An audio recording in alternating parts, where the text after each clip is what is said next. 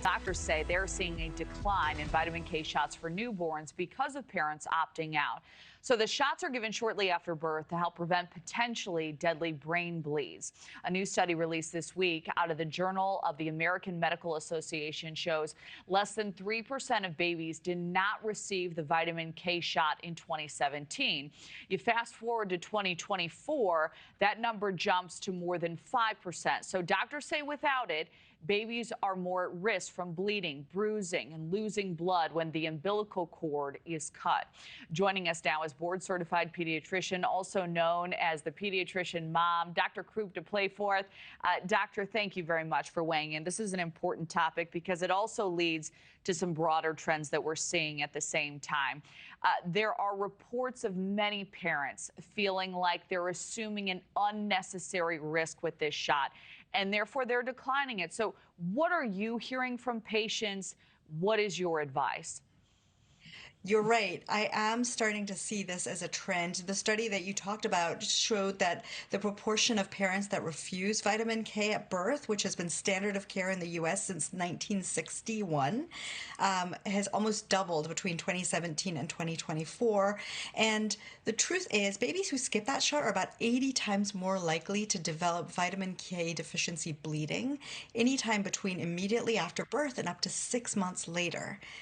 A lot of what I'm hearing from parents stems from misinformation and fear that stuff they've read online.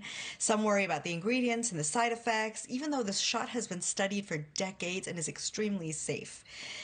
There was a small study from the 1990s which suggested a possible link with childhood cancer, but since then there have been many larger and better designed studies that have repeatedly disproven that connection. I think the trouble is social media tends to amplify alarming anecdotes over actual data, which then drives the hesitation. So are there any, you outlined the serious reasons to get the shot, are there any benefits to skipping out? You know, I don't think so. It is something that I recommend to all my patients. I've had 3 children and didn't even hesitate remotely to get it for my own children. That bleeding that can occur up to 6 months later carries a 20 to 50% mortality rate in studies. And a lot of the proponents online that are pushing for declining this shot are pushing for an alternate, which is oral vitamin K, which unfortunately is just not a reliable substitute because absorption varies widely and the doses have to be repeated multiple times, so it's significantly less effective at preventing that late onset vitamin K deficiency bleeding.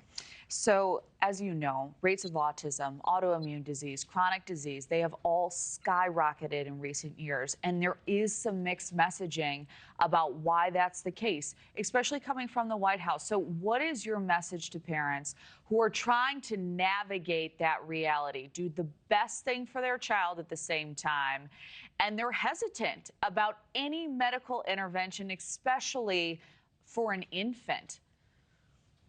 I understand why parents are asking questions. I encourage parents to ask questions, but I think the most reliable place to get information is from your own healthcare provider, your own pediatrician, someone who knows your child and can give you personalized advice.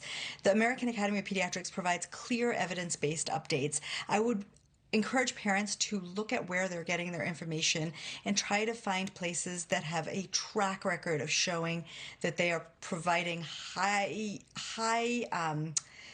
yield evidence-based information. Thank you for watching. Subscribe below and download our NewsNation app right now on your phone, and you will get fact-based, unbiased news for all Americans.